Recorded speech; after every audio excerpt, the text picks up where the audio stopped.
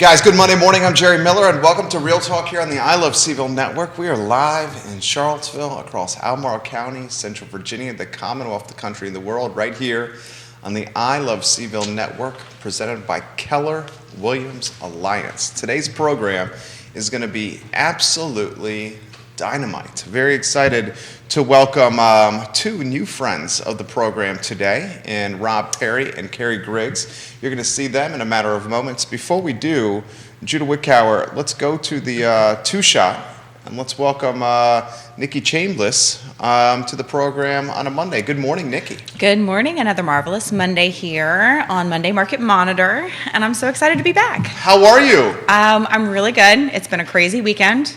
Some are more so than others, but this one just, trying to step up, help my agents when they need it, have a performance sometimes every now and then on a Friday or Saturday, and show up here caffeinated and ready to rock. Ready to rock. Well said. Great answer right there, Nikki. All right, let's go to the floor and welcome a true cast of characters, and Carrie Griggs and Peery. Good morning, guys. How are you? Very well. Good morning. Let's start with Rob. Introduce yourself to everybody that's watching. Okay, I'm Peery. I am a realtor with Keller Williams Realty. I am native to Charlottesville. Been here my entire life.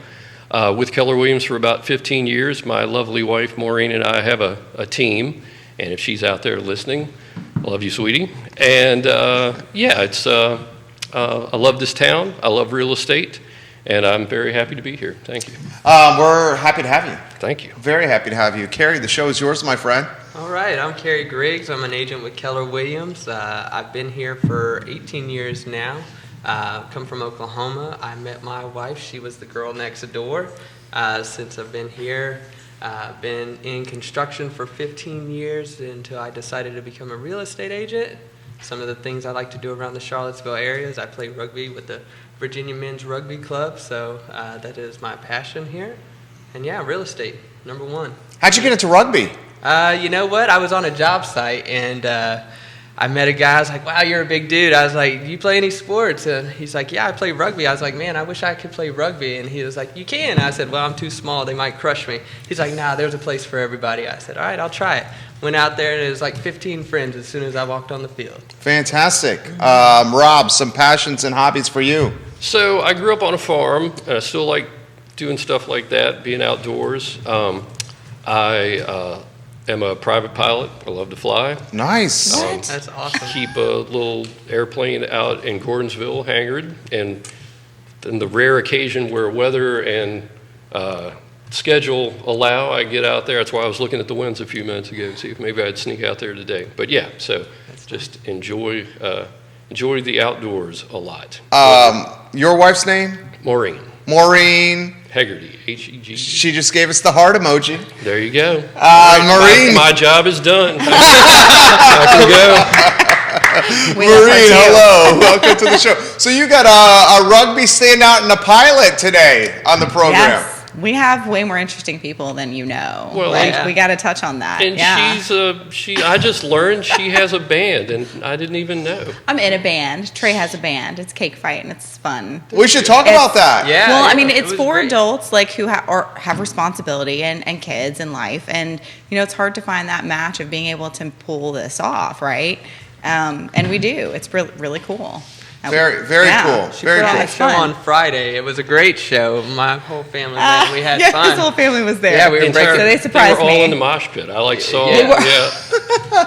Yeah, those two boys, they're going to be future rockers at all sorts of concerts. Yeah. Tell us Watch about out. the show before we talk real estate, Carrie. You know what? It was a great show. There were a good amount of people there, and we got out there on the dance floor, and once one person gets out on the dance floor, it's just kind of contagious, and they kept on rocking all night.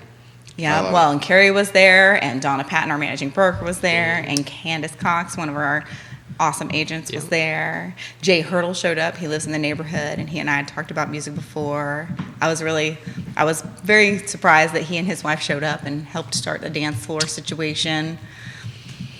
We like to have fun and show up for each other. Keller Williams leading the charge, guys, from an entertainment standpoint. All right, guys, let's talk real estate. Rob, we'll get you in the mix here. 2022, a market of rising rates, tight inventory, and I could certainly say a seller's market extraordinaire. Perhaps that is maybe we hope becoming more of a balanced market as rates increase and as we hope more inventory comes on the market come spring. Anywhere you want to go on 2022? Well, yeah, and I think you hit all the points. Rates are up dramatically over the last year, and they're up significantly just this year. Inventory is still tight, but it is spring, and traditionally there's going to be more homes, and we're already seeing that. I would hope that the increase in inventory will lead to a stabilization of prices, because we're seeing like double-digit percentage increases month over month of home values. But rates are going to be a problem, particularly for first-time or entry-level buyers. But there are ways to work through that, and I think that the thing that I want to put out there to everybody is that it's not an impossible market. It's just a different market, and it's a changing, shifting market. And you just have to arm yourself with a lot of information and the right people, and there's still plenty of opportunity to be successful. Kerry, jump in here. Yeah, I agree with Rob. I mean, it's our job as agents to talk to our buyers early and often and educate them for the process that's yet to come. I think there are many ways to win in this market.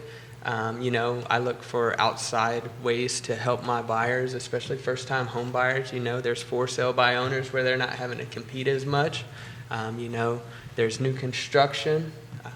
There's FHA 203K loans that you can do if you want to be in a desired area and you're not finding the inventory that you want. I mean, maybe look at some of these houses that need a little bit of repair and kind of arm your buyers with the possibility of doing an FHA 203K loan. Mm-hmm. Offer some explanation, a little more insight into that. So, an FHA 203K loan is a renovation loan, and so if you're not having the best of luck competing in this market, maybe you can reach out to some of the sellers that no longer live in the area. I've seen a couple of houses that have just been kind of abandoned, and then they have the opportunity to go in there and make it their own. Or maybe even somebody that is looking for a much larger house. We call it a pop top in the construction world.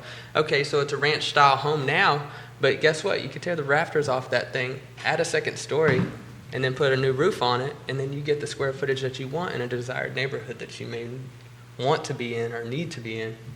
Great take. Kerry, dropping knowledge right here. Nikki Chambless, what is it about these agents that are making them successful and offering a lot of value to this community? Oh, seriously. I mean, truly, the being tied in. We're in an office space where we talk about these things all the time. We have conversations about what the market is, where it's going, how we can best help our clients. And I think that being tied into each other, because I learned from Rob and Kerry like at least every other day, right? I don't see them every day because, sometimes they're out flying, playing rugby, or helping clients, right? Those things. But like multiple times a week, I learn from these guys and many of the other guests we've had on the show, right? And they learn from me and they learn from each other. So being able to have that is huge. I can't imagine being in this by myself, Absolutely. Very well said. So Rob, we'll get you in the mix. This market, do you expect inventory to loosen? You see it coming on this spring? Well, I do. It's just a matter of how much. I think that you have to consider that the rates have been so low for so long, and even though historically hovering under 5 is still a great rate, it is a bit of a shocker. But one of the side effects of that is that a lot of people that are in their homes and have been in their homes for a long time refied. And so now they're like, I can sell my home for more than I ever dreamed, and I have to, find something, and then I'm going to have a rate that's maybe 2 points higher than where I refied at. And so people are going to have sort of evaluate like what's important to them. Is getting closer to the grandkids more important, even if it's going to cost them a little more? And to Kerry's point about 2 or 3K, and I think buyers can evaluate what's really important to them, because I know you walk into a house and in a perfect world everything's done and it's got granite countertops and new cabinets and nice flooring, but that's secondary to being maybe where you want your kids to go to school or the neighbor, and those are things you can fix over time. So maybe you just reset your wish list a little bit, to have a moment to kind of talk to yourself and say, what's really important here? What's the most what has the most gravity, and then reset and go in that direction, because there is still plenty of opportunity, and the rates are still historically low. Rob, Yes, what? great answer. Yeah, amazing. I love Yes. that one. Dude, That is a Rob's great on point answer. right now. I'm trying. What is what's the buyer, what's your client profile like, Carrie? You know, I work primarily with buyers. I find that there's more gratitude in that, and you know, they just appreciate it a lot when you're able to get them a home of their dreams, or even in a location that they want to be in. You know, I work with both sellers and buyers, but I really find it rewarding to work with buyers when you capture that deal. You know, you lose a couple of transactions here and there, or lose a couple offers, but when you secure that one and it's really the ideal home, you know, I always tell them that it's going to work out for a reason. There's a reason that this home did not work out, because the next one's going to be even better. Did you guys see obviously we know tough market right now for buyers, tight inventory. Mm-hmm. There was, Bill McKenzie sent me this over the weekend. It was the Holderness family. They did that. Did you see the YouTube Yes. video Yes. of them? I'll share it with you guys later. You know what I'm talking yes, about? I know exactly what you're talking about. So the buyer's agent is a dynamic that I respect tremendously, and you guys are both talented all three of you guys talented at what you guys do. What'd you make of that Holderness video with the buyer's agent? Like, it's Nikki? lovely, and truly, and she had done one like the year before that was similar. But then, like a year ago, there were a lot of people who were thinking that this year the market would have been easier. Not everyone, but some were saying that, and of course, everyone's hopeful, right? Yet it's not. It's harder, and sometimes that can be really discouraging and frustrating. But that video kind of it shows, hey, it's really hard. And if you don't have reasonable expectations, there's not much we can do. And it took it to an extreme where the buyer was like, and it was her, right? Her on both sides, which is how they do their videos. She's the agent, and then she's also the buyer dressed differently. And she's like, yeah, so like, if I wait a little bit, then it'll be better, right? I can get something cheaper and you can find me a deal, and that kind of mentality, right? It is definitely not verbatim. I do not do verbatim. I nickify everything I do. Well, So, and it was, you know, and at the end she's like, hey, I did one of these a year ago. It's really hard out there. Realtors are doing an amazing job doing the work you do. Buyers hang in there. Like, it was really neat because she ended it with this whole like real clip of, hey, we know it's hard. yeah. Yeah. You And wanted she's to not say in something, real Rob. estate. Well, as far I was as I just know. thinking that, you know, because, and it always has been in the States, and probably will be, the greatest path to wealth building is home ownership, Yep. real property. And so when you're talking to buyers, and they're a little bit, you know, frustrated, understandably, or nervous about the way prices are going and the way rates are going, if they can get in, and most can find a way, and Yeah. Kerry outlined a lot of great ways to look at that. It's still, if you're looking long term, you have to do it, you know, because it's the way you are going to launch yourself over the course of your life, and it's the way you're going to have the opportunity to you know, pass something on to future generations. And so a little bit of pain now still pays tremendous dividends long term. Well said, much. especially with Carrie. You jump in here on this. Our friend of the program, Neil Williamson at the Free Enterprise Forum, was highlighting how rents were upticking. Yeah. 13% year over year rents have upticked. I tell people all the time, I said, yeah, okay, so the interest rates are rising on home ownership, right? So two things. One is, once you lock into a 30-year mortgage, you know kind of it's a fixed rate. You know, your property taxes and escrows may go up here and there, but it's a fixed rate. You can count that, you can budget that. You know, if you buy a rental or if you are renting, the interest rate on that's 100%, right? You're not getting that money back. And so you might as well be a homeowner, in my opinion. Yeah. Well said. Do you think, follow up on this topic? We have, and I try to highlight this often on the show, you got UVA admitting more students than ever before. UVA hiring more people than ever before this fall. You got the data science school that's close to opening. It's a $125 million world-class school that the gentleman across the street, Joffrey Woodruff, is doing. Okay? It's data science, which is one of the key industries that is undoubtedly booming. Everyone's going to need data science. I just don't see Charlottesville and in the Central Virginia area seeing any headwinds. I see, if anything, tailwinds driving positive momentum Yeah. behind this area. So, like, there is no better time I have seen to invest or buy real estate than right now. Absolutely. I mean, your thoughts on this topic of how this is such a almost insulated market to some national and global trends, and how this market really, really, really has a lot of positives going for it from a brick and mortar and real estate standpoint. You want to start, Carrie? Yeah, I think you're correct on that statement. With all the traffic that's being driven here in the Charlottesville area, I think homeownership is going to be essential to those that are looking to grow their wealth. I mean, I consider it wealth building. Like I said, it's a fixed cost budget that a homeowner can kind of put that in their budget model and know what their expenses are going to be versus a rental that, you're at the subject of the landlord. And that's my take on it. Yeah, and I think you're right.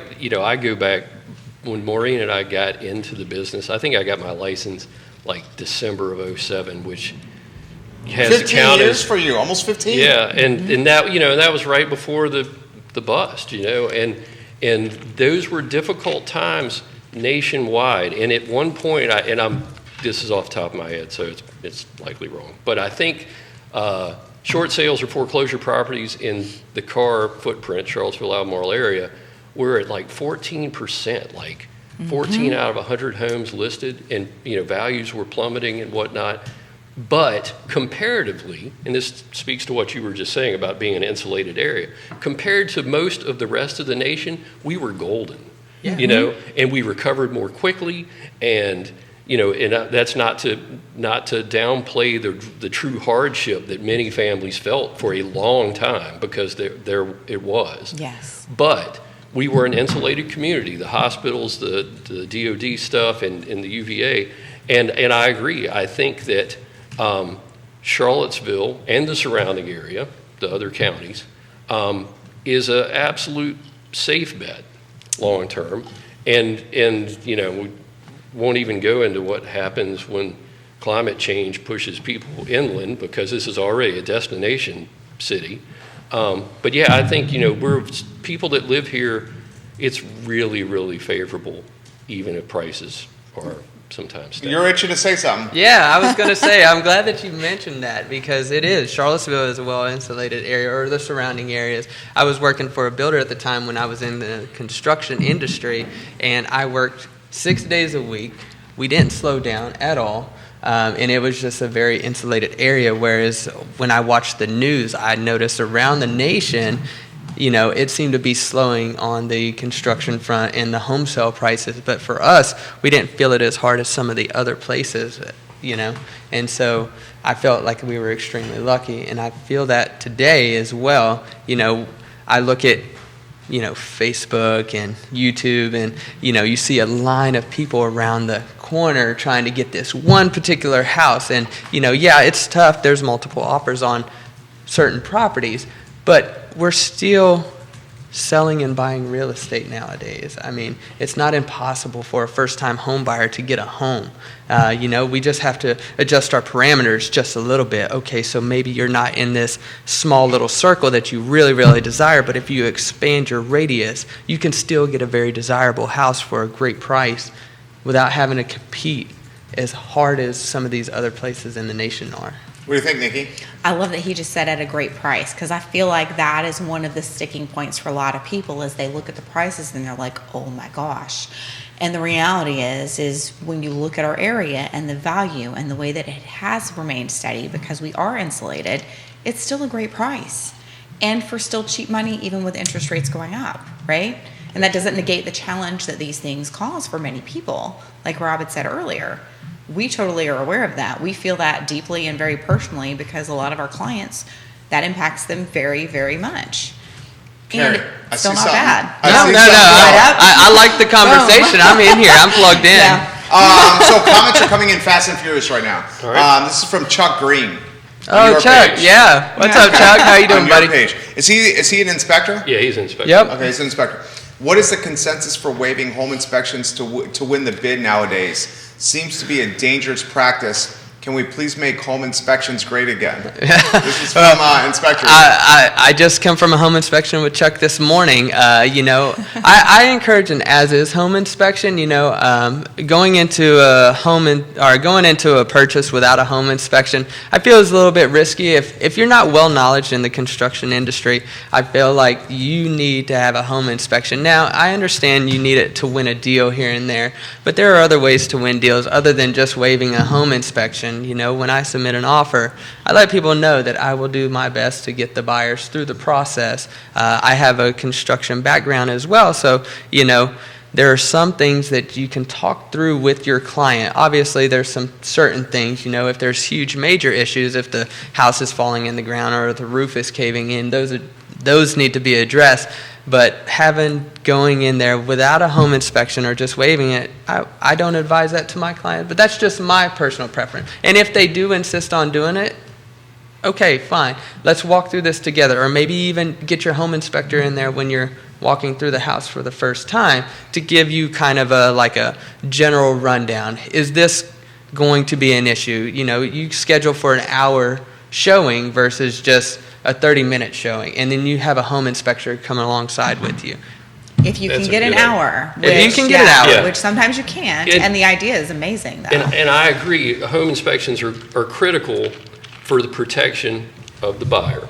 Yes. And in this market, you're seeing more and more people doing as is, which I still think delivers a degree of protection that's acceptable as long as the buyer fully understands what they're giving up. Yes. And you do see no home inspection, and I think there's a couple of things to factor in there. One being, if it's a 4-year-old home that's lightly lived in, that was built by a reputable builder, and you're like, that's different. There are 10 other offers, and I need to pull out the stops, then you're fine. There are circumstances where, and I've had buyers, they wanted to waive a home inspection on a really iffy property, and I think I advised them against it, and ultimately that was the route we went. There are some times where it's okay not to be the winner. You do not want to, if there's a 200-year-old farmhouse that's lopsided and there's all sorts of questions, that's not the one to waive the home inspection on. Yeah. You don't want to be the guy that wins that battle by giving away all of your protections. Though I will say, depending on the age of the house, one of the things that an old house is a long-term relationship where you're going to have to invest a lot, right? Yep. And it's made it this long, right? I love old houses, and I've not actually, I rented a house that actually, we don't know the year it was built. It was either the very end of the 1800s or the very beginning of 19, because the records are a little unclear, that had been converted to a duplex, right? An over-under. So that was an experience. But also, it's made it standing this long through whatever tropical storms and derechos and whatever have come along. So I feel like there's a little hope there. But really, you're not buying that as a property like you traditionally would, as viewing as an investment, because you're going to have to pour into that thing. Yeah.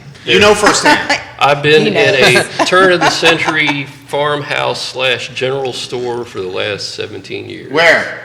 Roundabout. The lovely town of Nortonsville, Virginia. Okay.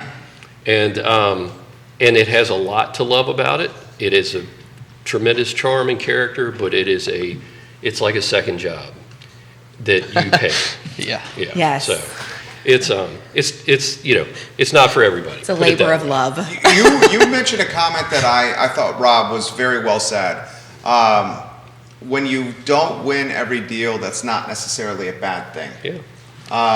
Keep putting that in perspective for us. Okay, well, so it's very easy when you're a buyer. I'm speaking, arm's length, because buyers I've helped. It's very easy when you're like, you fall in love with this house and it's 10 offers and you don't prevail, and you've made a really good offer, and you fall in love with the next house and it's 10 offers and you don't prevail.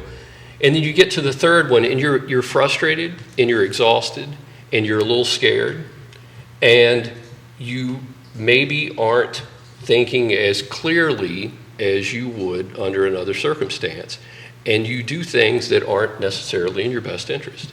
And I've seen it happen. I've been on the receiving end of those offers when I was listing a property. more than once.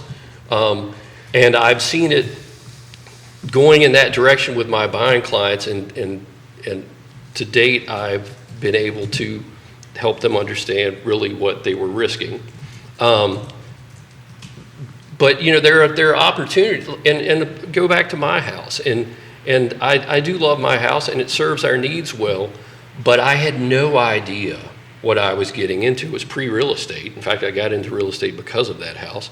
It was pre-real estate, and so I had no idea what I was signing up for, and had the cards fallen differently, it could have been a major stumbling block for the entirety of my life. And we've managed it, and we've made significant improvements, but it could have been a real place to be tripped up with not a great exit strategy. And so you want to be, that's what I'm talking about. You just want to be careful. How about the psychological aspect, Kerry, of working with buyers that have gone through, let's use it, you're a sports guy. Yeah. Sports metaphor. Striking out a few times. Well, I'm kind of an extremely optimistic You are. person, so that works in my favor. And just encouraging buyers. I tell them all the time. I said, I have to make those uncomfortable phone calls anyway, right? Hey, I'm sorry, and I do it by phone call. I don't do it by text or email because I want to be personable. I serve these clients, so I call them and I say, hey, look, guys, we didn't win this deal, but know that the next one is coming around the corner. And that may be the perfect ideal house. I can't tell you how many times I've worked with buyers that were frustrated and threw their hands up, and I said, just work with me here. Just know that it's coming around the corner, and that next two offers that we made, we come through. And each time, I don't feel like it's a failure if you don't win that.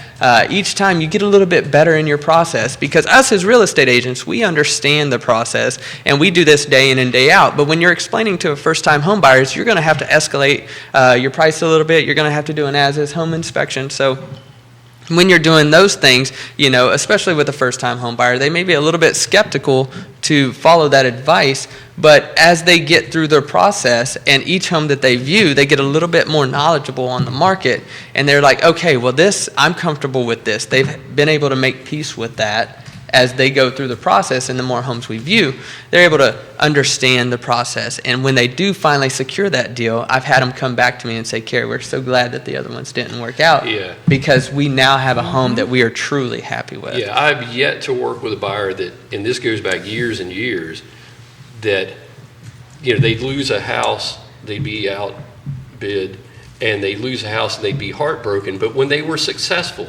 you always hear that. It's like, I'm so glad we didn't get that, Main Street house because we've got this. You know?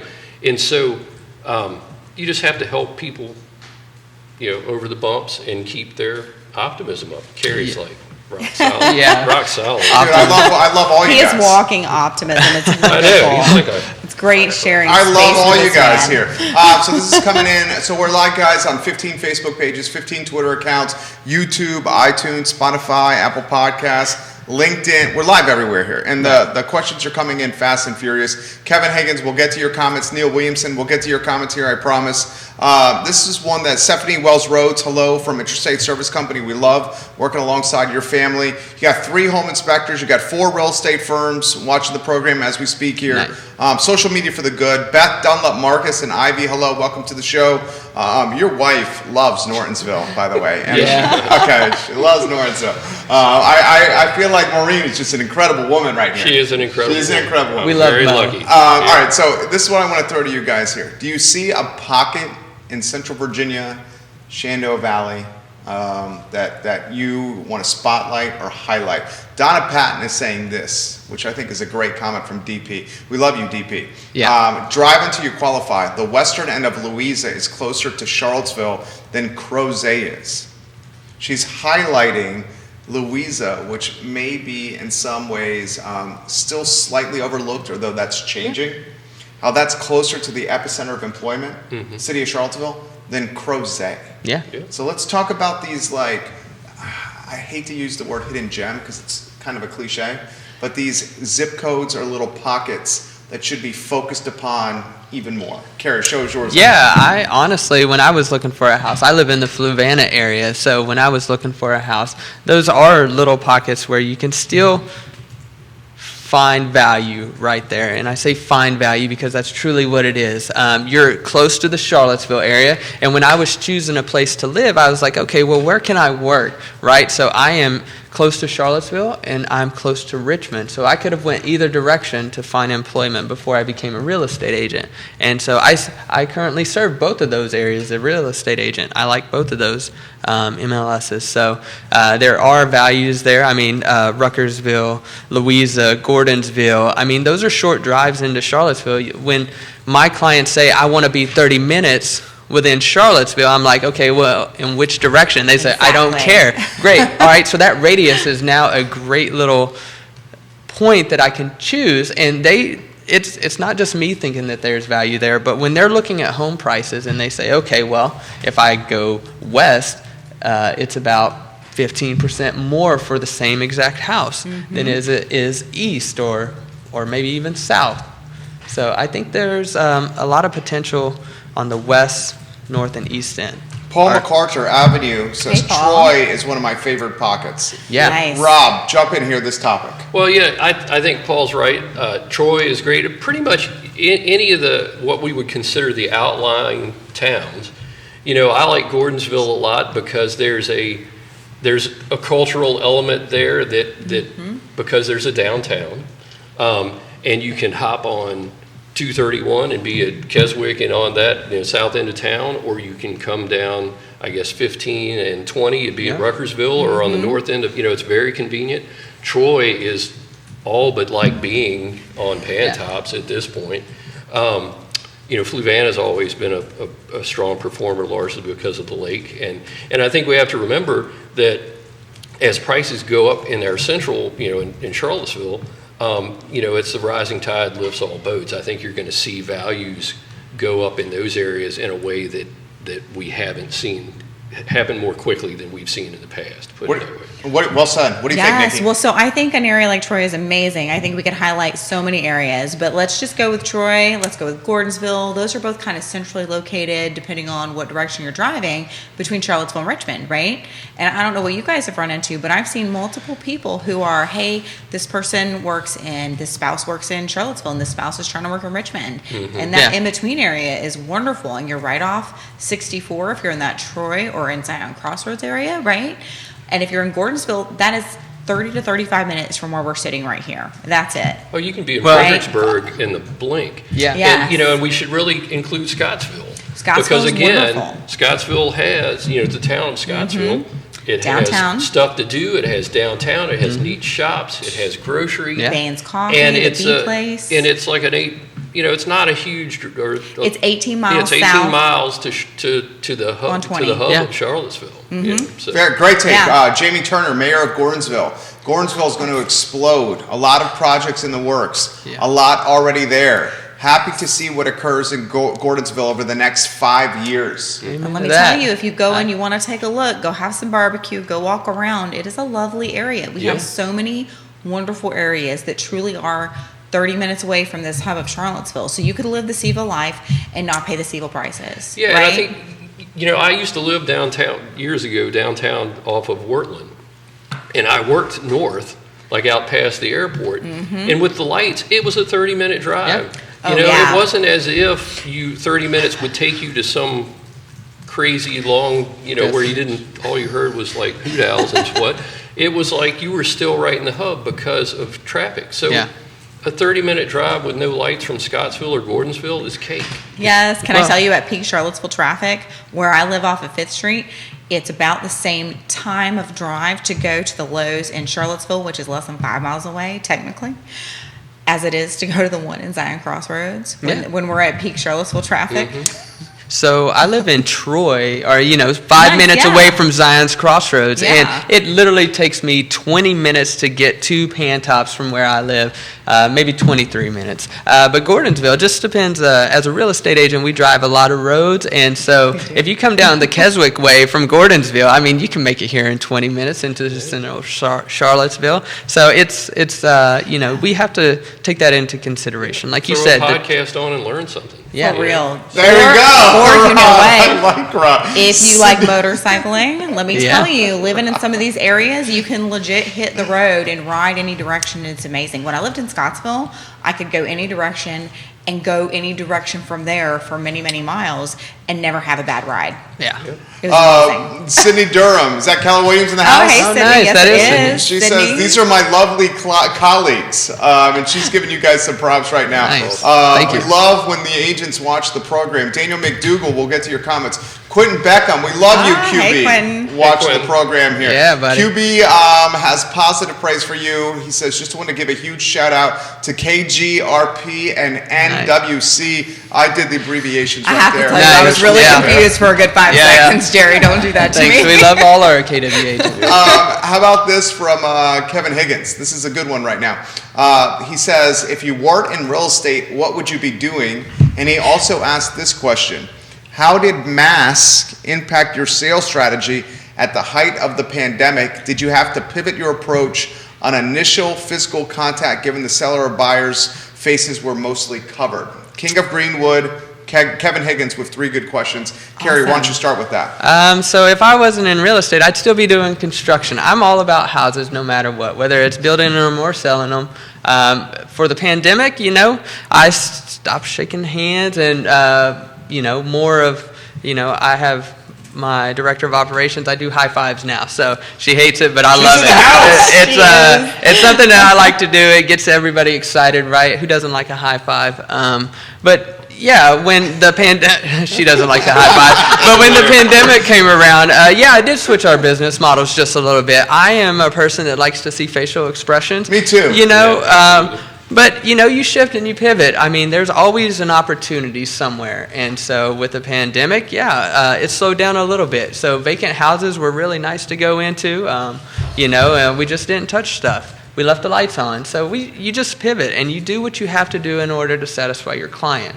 And I think that's the biggest thing. We are here to serve the clients and help navigate them through these difficult processes, whether it be buying or selling.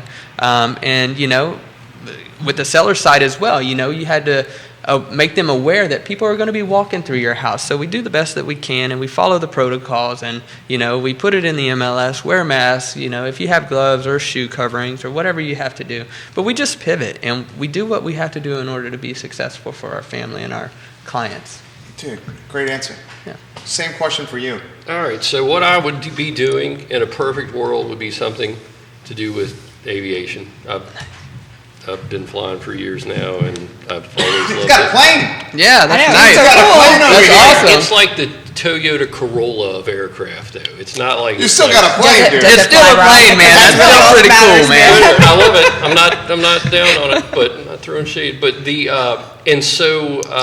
as far as how COVID and masks and whatnot affect the business, much like Kerry said, I had a really difficult time with facial expressions. Connecting with people seemed to be more difficult, and I think people were really uncomfortable. As they got used to wearing masks and everybody had masks on, it was easier. But you just had to. We were about our day to day because we were essential workers, and most people weren't. And so Yes. it was very easy to fall into this thing of like, it's business as usual. I'm just wearing a mask, and I would have to take a step back and go, this is very scary. This is very serious. We have a very heavy responsibility because we are allowed to be out and practice our Yeah, you were essential. we were essential Yeah. That's nice. workers, and so it required constant reminders that just how much gravity was really associated with that and taking care of people. But it was really funny because as mask mandates loosened up, I would meet my clients for like the millionth time and finally see what I didn't even know it was them. They'd take a mask off. I'd like, do I know you? Yes. But yeah, it was just being careful and being considerate. I was really surprised by mustaches randomly popping on people's faces because I never imagined someone with a mustache. And then it was like, oh, you have a whole rest of your face? Yeah. Like you if- look weird with that. If you had beautiful eyes, that was your time. Yes. I know. It's Oh, like, Yeah, so that's much. right. Yep, Absolutely. totally. Yeah. So what would you be doing? So I don't even know because, so here's the thing. When I was in high school, I really wanted to be a music teacher. But even then I knew, and this was what, I graduated in 98, right? So even then I knew that to pull off being the music teacher that I wanted to be, I had to like marry a doctor. Guess what I didn't do? I didn't marry a doctor. And I'm the sole provider for my household. So I can't afford to be a teacher. Even when I entered being a single mom for a while, like, I had friends who were like, oh my God, you should be a teacher. You'd be great at it. And I was like, I would love that. And I can't afford to go that route. And that's a whole I nother can't subject. afford to be a teacher. Yeah. And they should be paid higher. They should be Oh, paid big time, much, right? much higher. Like, that's a whole, I don't Show. know, lifetime of conversation. That's way more than a show, Yeah. right? Yeah. And then there's music, which I love. And I don't even, like, I love it so much that I could see myself doing it. And until recently, I've had kids that are young enough where I'm like, that's not a lifestyle I want to pursue. That's not something I even know that I could make money in. And right now I need to actually have an income and stability and be a mom, right? So that's important. I did driving a school bus for a while. I totally could have done that long term. I probably would have only done it until my kids were adults, and then I would have found a way to actually make money, right? But it had benefits, and it could have technically worked with my kids and their school stuff, except I didn't get a route. Not one with my kids on it. And I'm so glad I didn't, because it led me to doing other things that brought me where I am. And I would definitely be investing in real estate regardless of working in it or not, because I've always known that was the way to go. Real estate has created more millionaires than any other Go. profession. Just putting it out there. Yeah, I mean, for whether real. it be rental properties or just Airbnbs. I see that that's a big one now. I plan on having a couple Airbnbs myself next year. Or rental properties. I just think that it's a great wealth building tool. They're not making any more land. I mean, they can make just about any other product you want out there, but they're not making any other land. And people are being born every single day. And you know what? There's space still. I'm just saying. Yeah.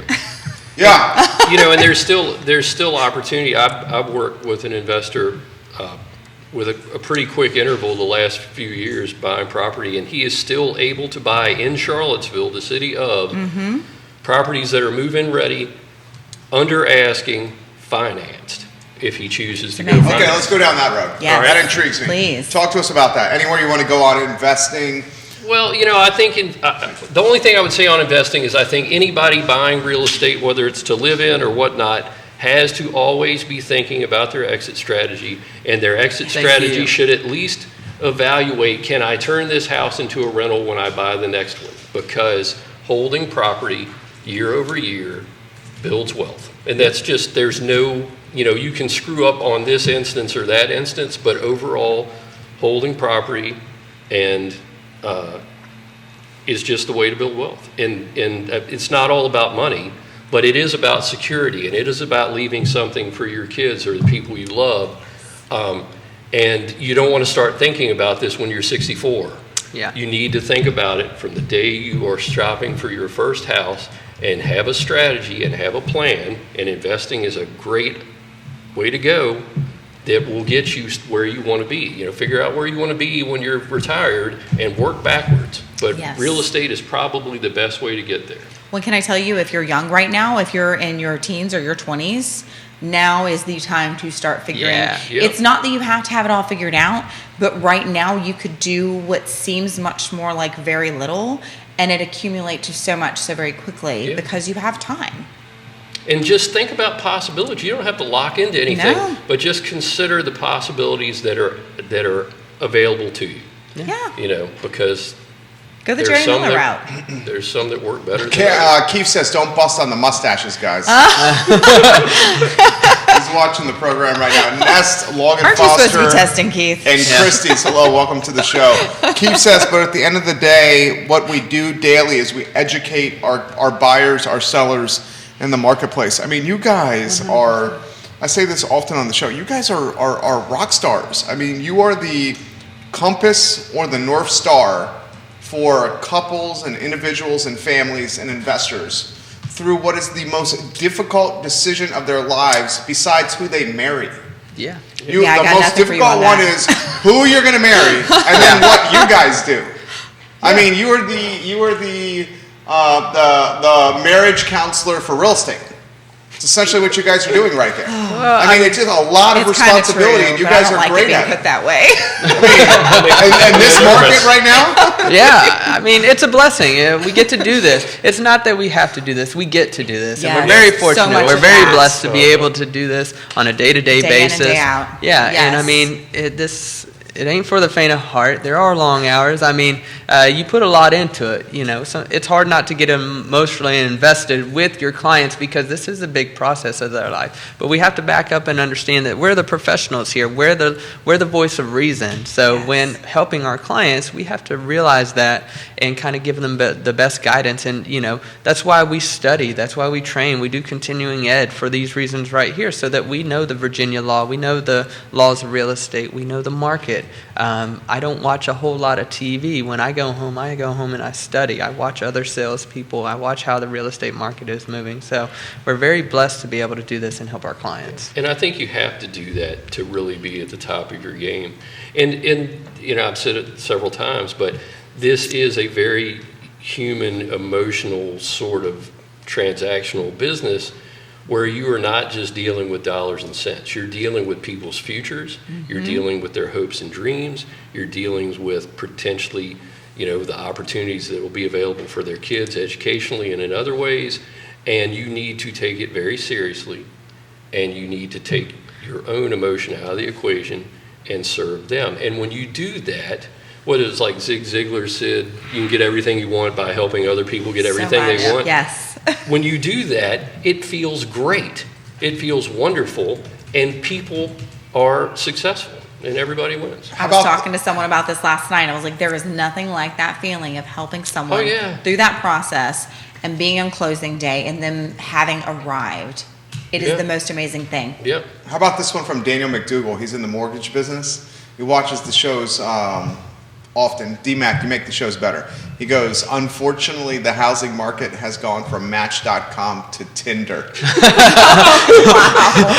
Yeah. That's a pretty good evaluation. And he's giving the laughing emojis over here. He's not wrong. He's not wrong. He's not wrong. So how about this comment for you using that, guys? Dan. Do we, this is a good one, in the back half of 2023, will we see potentially a resurgence of the spring market with rates getting higher and higher? We talked about this in the beginning of the show some.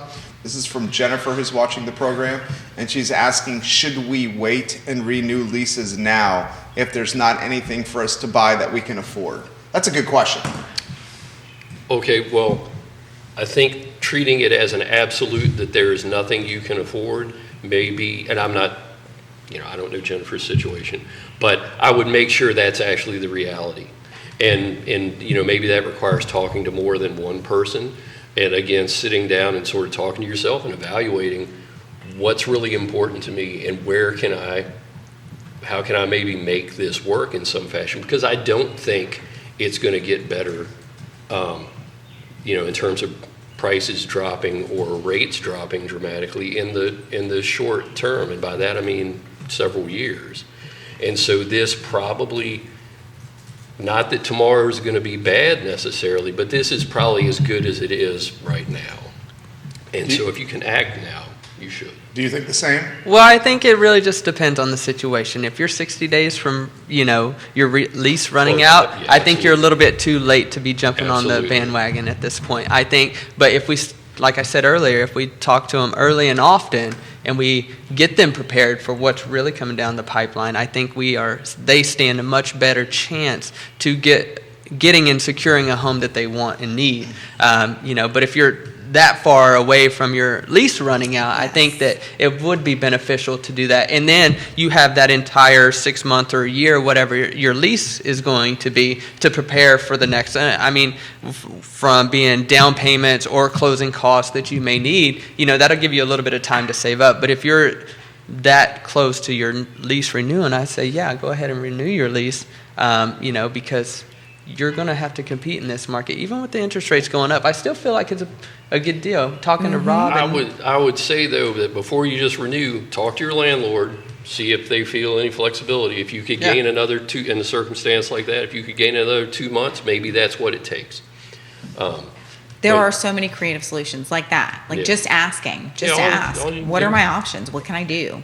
It's Where all- can you find flexibility? It's always going to be no if you don't ask. I Yeah. mean, Yeah, that's or you're right. subject to whatever the person wants to, whatever card you're dealt. Yes. Me, Nikki, and Rob were having a conversation the other day. You know, every decade or has their challenges, right? 80s were high interest rates. 90s had their own challenges. The 2000 had 2008. Every market has their own challenges, but we adapt and we overcome, and we do what is best for our clients, and we make it work. It's like Nikki relating about her bus job, how glad she was it didn't work out.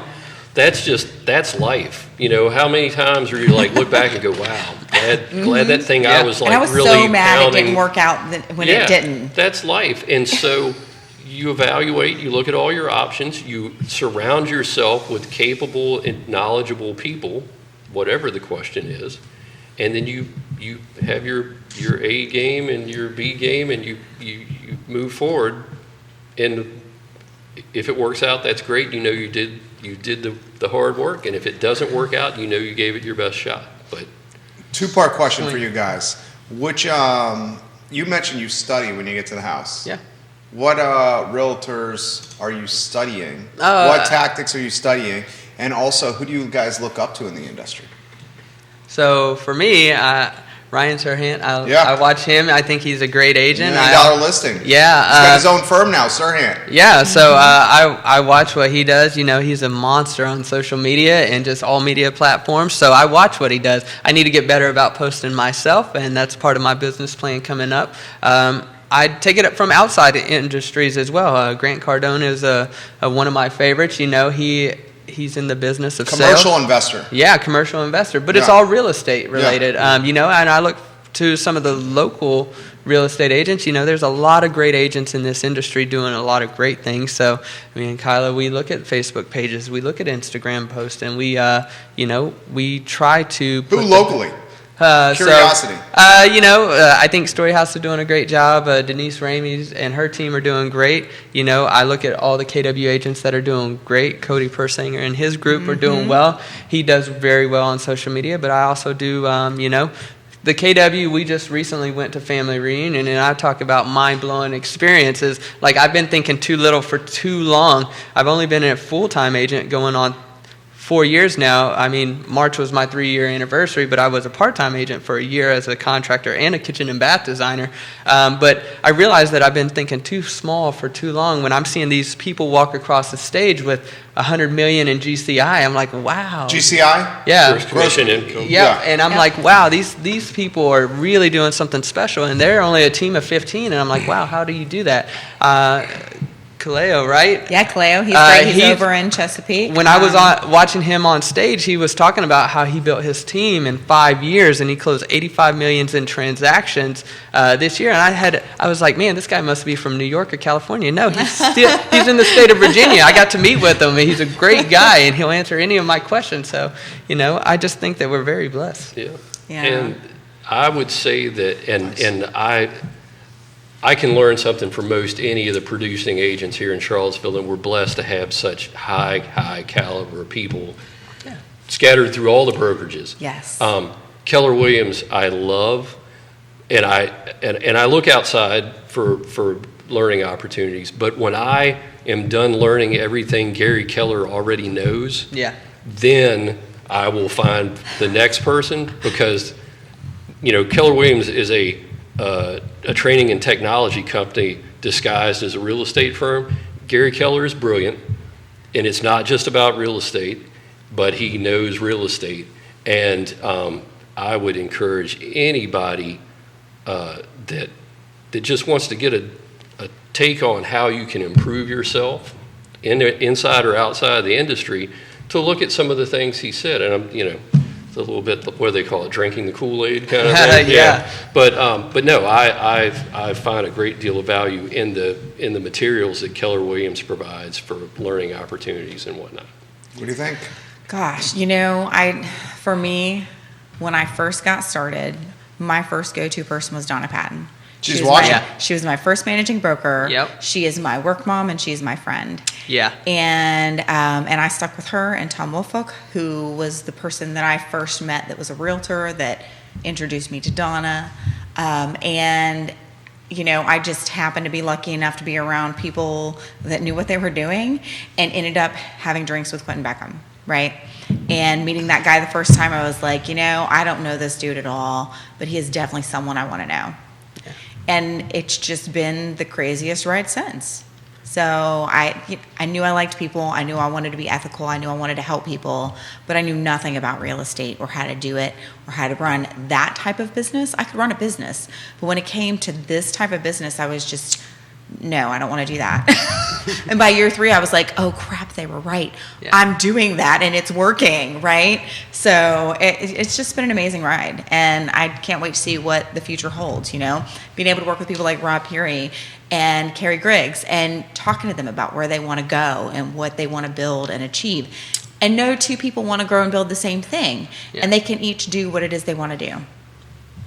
Well, I agree with Nikki. Those people that she just mentioned, Donna Patton and Quentin Beckham, have helped guide me through some difficult times. And, they've really given me a lot of guidance in becoming a top-notch real estate agent. And I hope to be one of the biggest producers here in the Charlottesville area. That is my goal. Got it, man. So I'm coming for everything.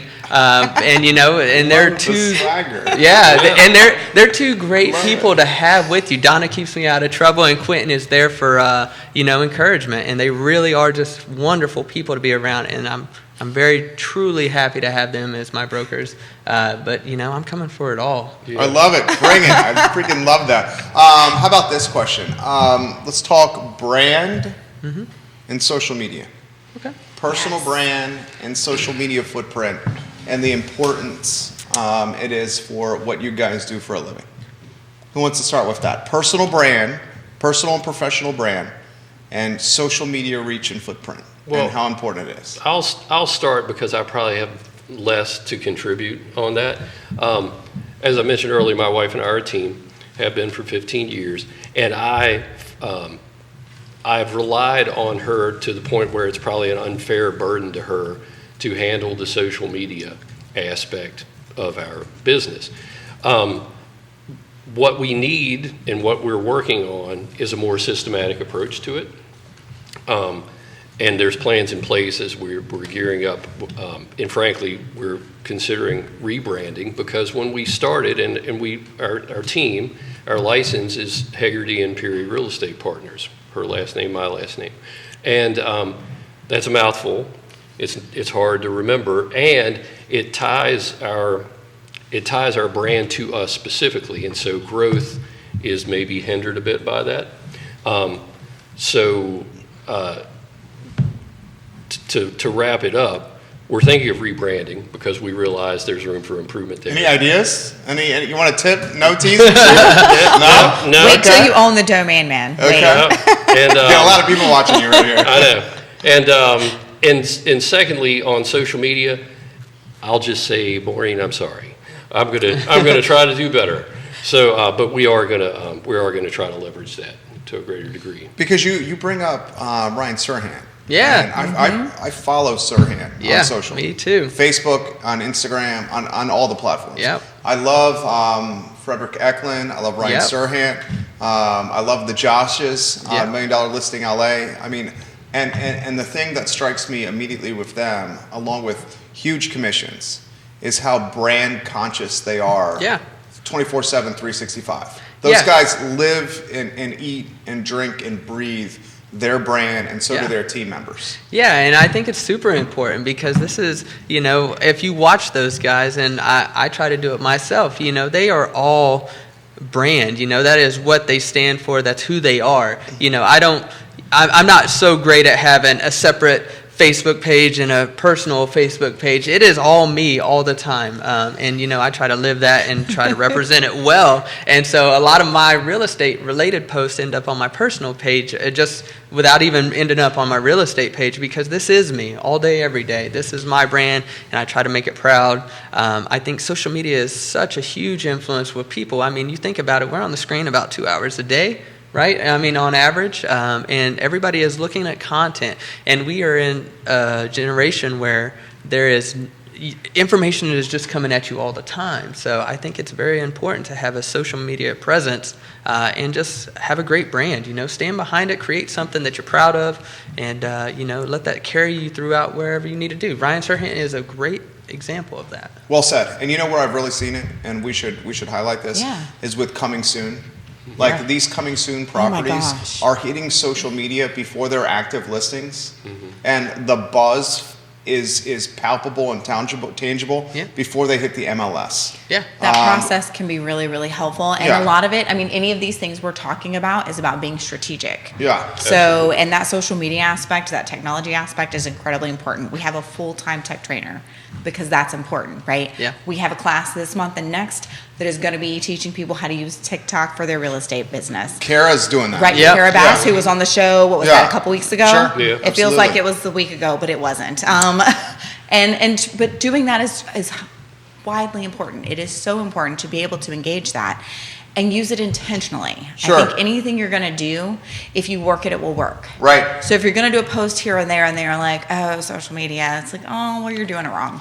Well, because the biggest, and I'm gonna get out of your way. No, 'cause I it's know you have okay. something to Yeah, say. sorry, yeah. The biggest buyer pool right now is millennials. And as millennials continue to push into the market and the generations below it, you and I are relatively the same age here. Yeah. Dude, gonna we say, you're millennials, grew right? up. This was in my hand Yeah. since I was 17. Yeah. Me Okay, too. so this is like an immersive experience that pretty much all we know, and it's becoming, I'm talking 9.5 hours a day for me. Yeah. Now, this is my livelihood. Right. So it's a little Yes. different. What was on your brain here? You wanted to add something. So consistency is key. I will say that, they pick up on the algorithm. So the consistency is key. So, you have to be strategic about it, posting around the same time of day. And the content that you put out, follow the trends. I heard that, I think it might have been, I don't know if I could say the listings itself on there, but a winery was up for sale for $75 million. And I could say it. You're talking Mount Ida. Yep, and then so from what I heard, they actually found their agent from TikTok, and I was like, what? And I looked at his TikTok page. It was a great little TikTok page, and he had all the luxury listings on there of his TikToks, and I was like, wow, that's really amazing. And you'll find more and more agents are doing that, and I'm like, wow, that's great. Like I said, Ryan Serhant does YouTube and Instagram, and Facebook seems to be his main platforms, but TikTok, I see that's huge coming up. Oh, yeah. Yep. Absolutely. Yeah, well, and depending on what age group, you're going to have more of a focus on different social media platforms, right? Whether you're TikTok, Instagram, or Facebook, we all know exactly which age groups are more likely to be on each of those platforms, that is right? true. And the younger ones who are on Facebook are only there because people like me or their mom, and so they have to be because I ask them to be, right? Or I'm on there for my family, like my dad and my mom are on there too, right? So, the impact is there. But also, you can't wait for it to be perfect. If you're trying to be perfect with what you're doing, you're never going to do it. I heard somebody at family reunion said that your mediocre post is better than someone's non-existent post, and I was like, Incredibly. "That's great." You know what? I love that one. Right Perfection is the enemy of productivity. Yes. And what we've noticed, being in the branding business, is That's true. folks overthink brands so much that it yields paralysis of analysis, and then nothing gets done. Yeah. It is a dangerous rabbit hole to jump down. Get it out there, and get it out there fast and hard. How about this one? What do you guys think of the Coming Soon approach to listings now?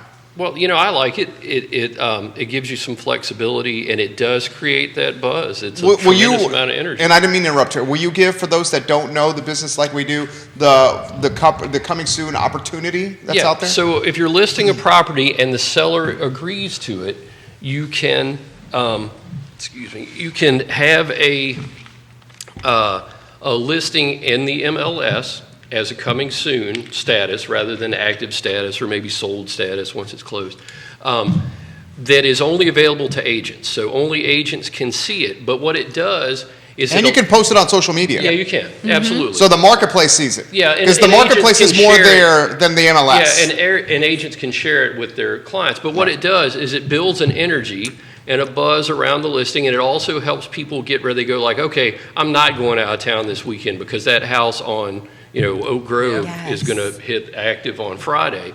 Yeah. And it allows the buyers to get ready, and it allows you to get a lot of energy around your listings for your clients. And then when they go active, it's like boom, buyers are there, line out the door, offers in hand. And it takes a lot of stress out of, if you can sell a house in a weekend and get top dollar for your selling client or your listing client, then you've done them a huge favor instead of having it drag out over weeks. And I think coming soon listings are a critical part of that strategy, making it happen. Yes. I mean, you like it? Well, so at first I didn't. I like saw it. some hesitation from you. I'm not gonna lie. I didn't like it at first because like I said, I work a lot with buyers, right? My primary focus for this year is going to be turning my attention to the listing side of things because again, we have to pivot and shift where the business is. So I'm going to really dive in deep on the listing side of things. I think that it helps the sellers get a good price and it sells quickly, But I do think, like Rob was saying, it builds that anticipation up to where everybody is like a frenzy. So I think it's not harmful. I think, you get more buyers in there. So it's more competition for the buyer side of things. And at first, like I said, I didn't like it, but I understand the value in it. It's great for the listing side of things, and it's great for the sellers. It does give the buyers a little bit of heads up, but it also it's good for the buyers too. It's good and for the there's buyers. A good and there's two sides to that coin, right? And I think it's also important that part of the reason that came about is because there were pocket listings. Yeah. It's part of the Clear Cooperation initiative. Should tell them what a pocket listing is. So a pocket listing is if a seller comes to me and says, I want to sell this house for this price, and can you find me a buyer? And like maybe you shoot an email out to 500 of the 1,000 agents in Charlottesville, and one of those 500 brings a buyer and they buy it. Well, the other people and the other buyers, they never had the opportunity. Yeah. And so it levels the playing field a little bit. It gives you the opportunity to do some of the stuff you would have done with a pocket listing, which benefits your seller, while protecting the ability of everybody to compete amongst the buyers. Well said. Well said, Rob. Yeah. I like that. Good explanation. Amazing. Do we think? Yeah, dude, you guys are legit. I love Rob. I love Rob, Carrie. you guys. It's a love You guys fest are good. today. We love each Lovely. other. It's great. Here's an interesting one, and we'll wind down. First, we'll get some final thoughts. Before we get to final thoughts, it's from Kelsey, who watches the show routinely. Nice. I'm seeing listings more on my social media than I do on the car website. What she's referencing, for those who don't know, the car website is the public-facing version of the MLS. So she says, I'm seeing listings on social media and on Zillow more than I do on the car website. It shows how important it is, and I know our moms group is following that very closely.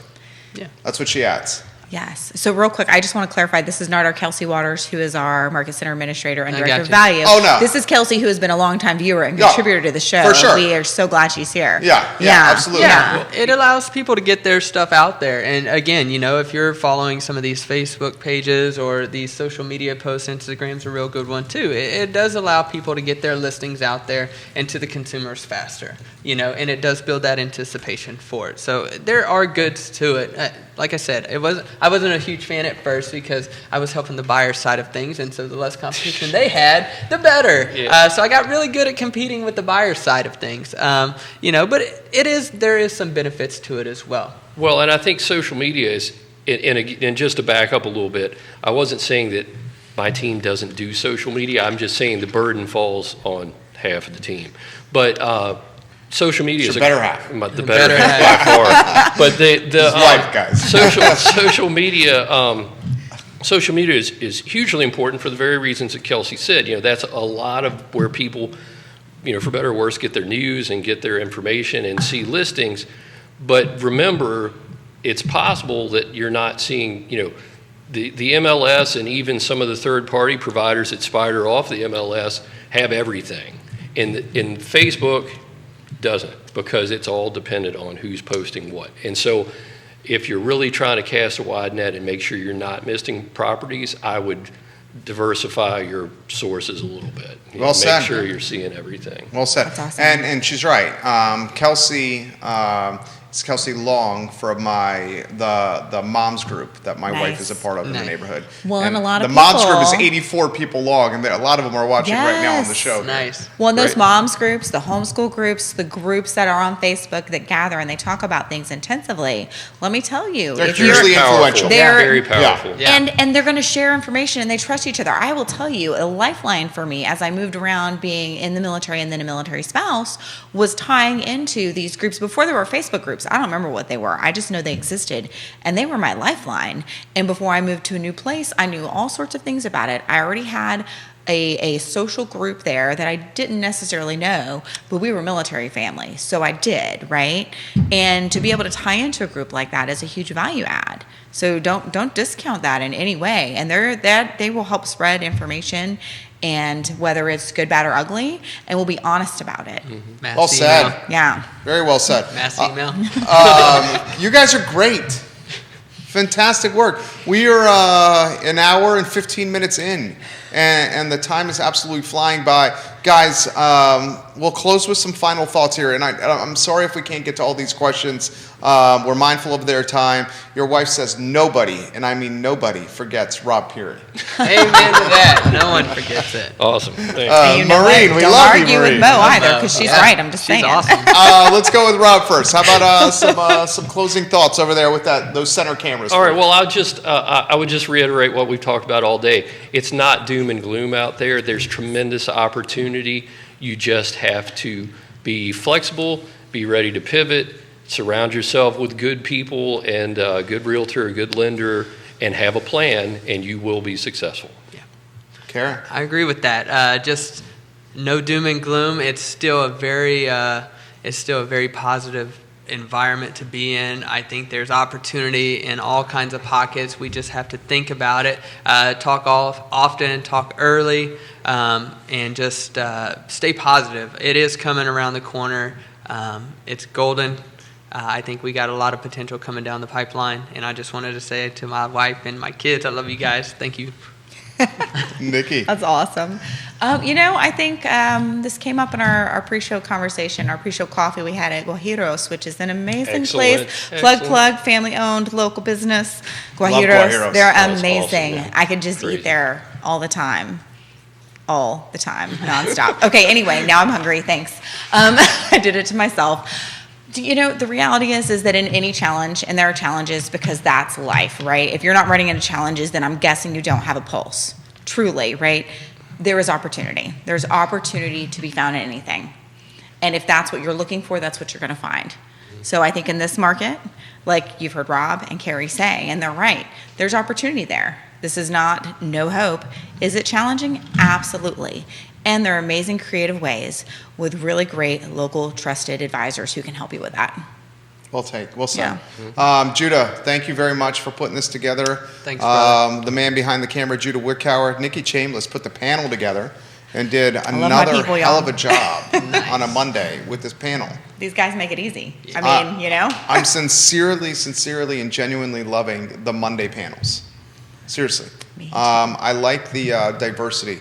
And Rob and Carrie, you guys are fantastic. Well, thank you. Thanks for Thanks, having man.